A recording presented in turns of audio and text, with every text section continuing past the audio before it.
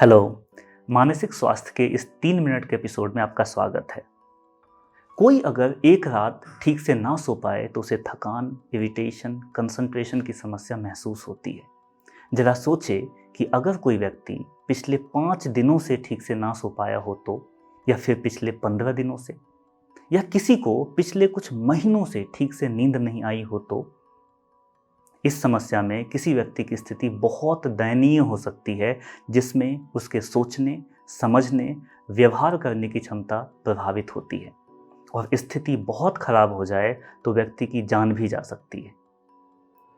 इस समस्या को इंसोम्निया कहते हैं, जिसमें व्यक्ति की नींद कुछ दिनों से कुछ सालों तक प्रभावित हो सकती है, जिसकी वजह से अत्यधिक तनाव, डिप्रेशन तथा भ्रम जैसी समस्या होने लग जाती है।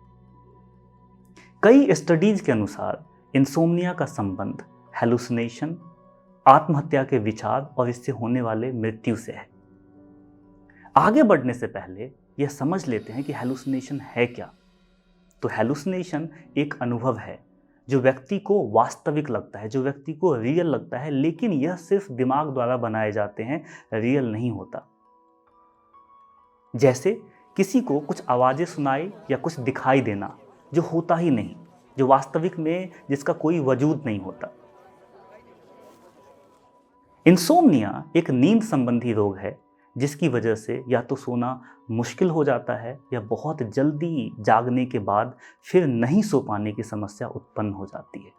इस समस्या के कई लक्षण हैं, जैसे दिन के समय अत्यधिक नींद आना, ध्यान केंद्रित करने में कठिनाई जिसकी वजह से गलतियां करने या एक्सीडेंट होने की संभावनाओं में वृद्धि होना, उदासी या चिंता की वजह से सोने में कठिनाई होना, सोने के बाद भी यह महसूस करना कि उन्हें पर्याप्त नींद नहीं हुई है, रात में बार बार जागना या वापस नींद नहीं आने की समस्या, सुबह जागने पर आराम महसूस नहीं करना, वर्क परफॉर्मेंस में कमी, हेडेक होना, ये कुछ प्रमुख लक्षण हैं।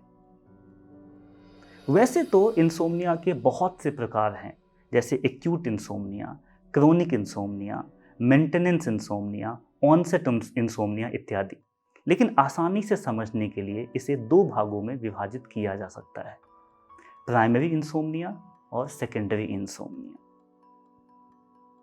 प्राइमरी इंसोम्निया में नींद की समस्या किसी भी अन्य रोग की वजह से नहीं होता, लेकिन सेकेंडरी इंसोम्निया में समस्या किसी अन्य स्वास्थ्य संबंधी दिक्कत जैसे कि डिप्रेशन या अस्थमा इत्यादि की वजह से हो सकता है। यह ध्यान रखें कि इस रोग के ट्रीटमेंट के लिए साइकोथेरेपी तथा मेडिसिन उपलब्ध है, लेकिन इंसोम्निया से होने वाली प्राथमिक और प्रारंभिक समस्या जो पहले आती है, जैसे इरिटेशन, फ्रस्ट्रेशन, उदासी, सिर्फ आप ही महसूस कर सकते हैं। इसलिए कभी भी कुछ दिनों तक सोने में दिक्कत महसूस हो तो मेंटल हेल्थ प्रोफेशनल या अपने डॉक्टर से तुरंत सलाह लें। इंसोम्निया से बचाव के लिए आप कुछ कदम उठा सकते हैं, जैसे अपने सोने तथा उठने का एक फिक्स टाइम निर्धारित करना, सोने से पहले कॉफ़ी और अल्कोहल से बचना, सोने के समय रिलैक्सिंग म्यूजिक सुनना या किताब पढ़ना जो हमारे दिमाग में चल रहे एक्टिविटी को कम करने में और सोने में मदद करता है, फिजिकल एक्टिविटी करना, और जो एक बहुत इम्पॉर्टेंट है वो ये कि सोने से 1 घंटे पहले किसी भी प्रकार का स्क्रीन प्रयोग नहीं करना। और जैसा मैंने कहा, अगर समस्या हो तो उसे समझें और समाधान के लिए मेंटल हेल्थ प्रोफेशनल से मिलें। लेकिन जैसा कहते हैं ना, prevention is better than cure. So अपना ध्यान रखें।